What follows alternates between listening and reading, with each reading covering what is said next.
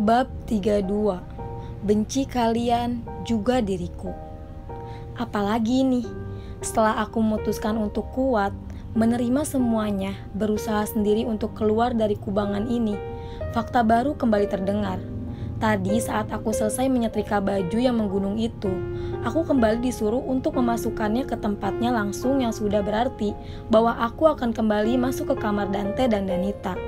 Namun saat aku hendak membuka pintunya, aku mendengar beberapa percakapan Dante dengan seorang yang entah siapapun itu. "I'll be there at least 6 hours from now. Please, do your best for her," ujar Dante. Aku masih seperti mata-mata aja, tidak berani diketahui oleh siapapun. "Yes, she is Cinta's mother." Ibu. Jangan bilang kalau ibu sudah siuman. Oh Tuhan, aku sangat berharap hal itu terjadi. Bahkan aku tidak tahu kalau Dante membuka pintu, sampai membuatku terkejut dan menjatuhkan baju yang sudah tersetrika rapi. "Hati-hati," ucap Dante ketus.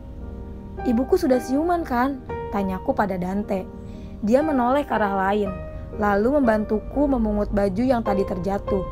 Aku pun melakukan hal yang sama sambil memaksanya untuk menjawab pertanyaanku. Dia seperti selalu mengalihkan pertanyaanku. "Dante, please tell me, ibuku sudah siuman kan?" tanyaku sekali lagi.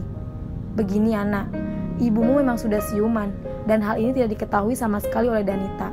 Aku akan ke Singapura dan mengurus semua keperluannya, dan mungkin beberapa hari ini, atau bahkan seminggu lagi dia akan balik ke Jakarta. Rumah yang dulu aku tunjukkan padamu sudah tidak aman untuk kami tinggali, karena Danita sudah mengetahuinya.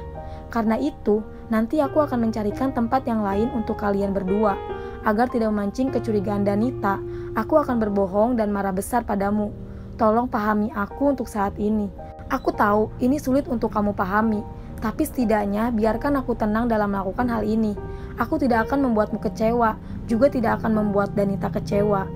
Ucapan Dante semakin membuatku bingung dengan dirinya, juga dengan diriku dan perasaanku. Beberapa hari yang lalu, ia jahat dengan sangat. Sekarang baik, sampai membuatku tidak bisa membedakan mana yang benar dan mana yang salah dalam hal ini. Dia berusaha untuk membuatku aman dari Danita, tapi sejatinya dia sudah membuatku tidak aman oleh dirinya sendiri. Dia yang membuatku takut. Aku hanya bingung, kenapa kamu masih peduli denganku? Dengan ibuku, aku tidak tahu bagaimana cara memperbaiki rasa kecewaku padamu, Dante.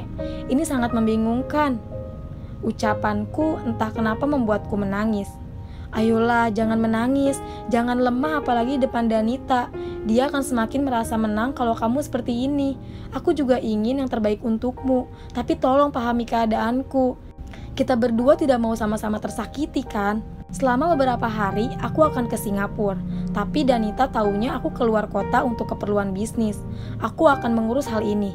Dan tolong jaga dirimu baik-baik, karena sekarang yang berkuasa tidak hanya aku saja, melainkan Danita juga ikut andil. Aku tahu kamu kuat, kamu pasti bisa melakukannya."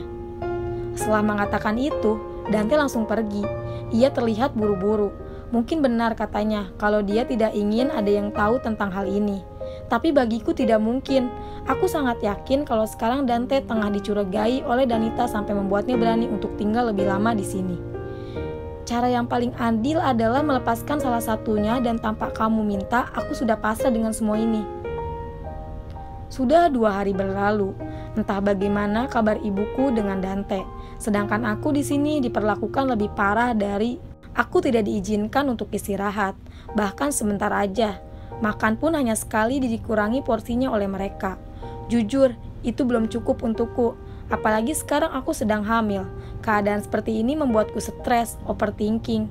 Dulunya aku selalu menganggap kalau semua orang pasti baik dan punya sisi baiknya masing-masing. Tidak ada yang punya sikap buruk. Tapi akhir-akhir ini, itu semua mulai sirna. Aku membenci dan merasa anti jika bertemu dengan orang baru. Rasanya semuanya punya niat buruk padaku. Entahlah, perasaan itu tidak bisa dihindari meski beberapa kali mencoba untuk lebih positif lagi. Sekarang sama aja, Untuk pertama kalinya, aku keluar dari rumah Dante, namun tidak untuk main-main. Danita ingin berbelanja dan dia menunjukku untuk menjadi asistennya. Hanya aku sendiri. Danita kalau sudah berbelanja pasti menghabiskan banyak. Dan kali ini ada kemungkinan aku tidak bisa membawa semuanya. Apalagi kehamilan ini membuatku untuk tidak mengangkat barang-barang berat. Don't be lazy, Cinta. You have to pick it up and take it to the car. Danita membentakku hanya karena aku tidak sanggup mengangkutnya. Jujur, ini sangat berat. Danita melarangku menggunakan troli, melarangku untuk meminta tolong pada seseorang. Semuanya harus aku lakukan sendirian tanpa bantuan. I'm sorry, but now I'm pregnant, so I can carry heavy things. Please be understand of my situation. Ucapku memohon pada Danita supaya mau mengerti dengan keadaanku sekarang yang sedang hamil. Apalagi ini adalah kehamilan pertamaku. I don't care. Sudahlah, tidak ada gunanya juga mengelak. Toh juga dia hanya peduli dengan dirinya sendiri. Lama-lama membuatku tidak peduli juga dengan kehamilan ini. Mungkin Danita sengaja melakukannya atau tidak, tapi beberapa kali dia menyuruhku untuk mengangkat barang yang sangat berat. Bagiku dan barang itu sudah ada di rumahnya. Memangnya dia mau menaruhnya di mana? Setelah hampir 2 jam bolak-balik dari mall ke parkiran, akhirnya Danita lelah juga untuk belanja. Tidak hanya dia saja yang lelah, tapi aku pun juga sangat lelah. Badanku sangat remuk, tapi aku tetap bersikap seperti biasa. Padahal keringat dingin sudah mulai keluar, fokusku buyar. Tidak cukup dengan yang di mall, Danita juga menyuruhku untuk membawa semuanya sendirian. Tidak ada yang mau mengelak, tidak ada yang mau menolongku. Bahkan semuanya hanya bisa menonton kesakitanku. Entah mengapa perutku terasa kram dan panas, sedangkan masih banyak barang yang belum aku bawa. Danita memantau pekerjaanku, tidak membiarkan satupun orang untuk membantuku. Kenapa aku semakin pusing? Aku berhenti sejenak. Danita sudah marah-marah, tapi jujur, aku sudah tidak fokus lagi dengan bentakannya. Yang aku fokuskan sekarang adalah menetralkan rasa pusing ini dan membawa semua barang sialan ini. Aku akan membantumu, Cinta. Ujar Nia tiba-tiba datang setelah tadi hanya berdiri memandangiku. Sudahlah Nia, jangan mendekat atau nanti Danita dan Dante memarahimu. Jangan membuatku semakin dibenci oleh 2 orang itu. Aku menepis tangan Nia, membantuku untuk membawa box besar ini. Jangan keras kepala, Cinta, atau nanti akulah yang dimarahi oleh Dante dan semakin merasa bersalah padamu. Sebenarnya kalian mau apa? Menghancurkanku? Kalian sudah sangat berhasil sampai membuatku tidak mau memperjuangkan diriku sendiri.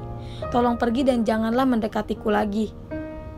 Mungkin aku sudah keterlaluan, membentak dengan nada suara yang begitu besar hingga membuat kami menjadi pusat perhatian. Aku benci kalian, juga diriku sendiri. Aku menangis di depan Nia.